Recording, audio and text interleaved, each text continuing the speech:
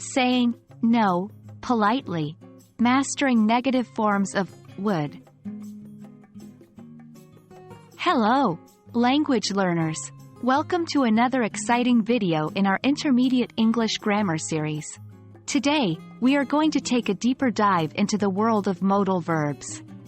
Specifically, we are focusing on the negative forms of would. Understanding this will help you to express yourself more accurately, especially when you need to say no in a polite and respectful way. First, let's understand what would means. Would is a modal verb that we often use to talk about hypothetical situations, polite requests, or to express the future in the past. However, just like other verbs, would can be used in its negative form, and that's what we're here to discuss today. The negative form of would is would not. It's usually contracted as wouldn't. For example, if someone invites you to a party and you can't go, you might say, I wouldn't be able to come to the party. This is a polite and indirect way of saying no. Remember, wouldn't is more common in spoken English, while would not is more common in written English. What if you want to ask a question?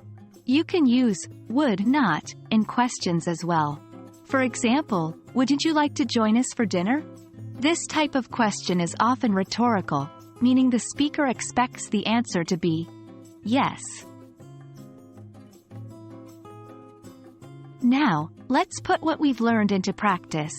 I'll provide a statement and your task is to turn it into a negative statement using would not. For example, if I say, he would go to the cinema, you could say, he would not go to the cinema, or he wouldn't go to the cinema. That wraps up our lesson on the negative forms of would. With this knowledge, you can now express refusal or disagreement more politely and accurately. As always, practice makes perfect, so make sure to use would not or wouldn't in your everyday English. Thank you for joining me, and until our next lesson, keep practicing and happy learning.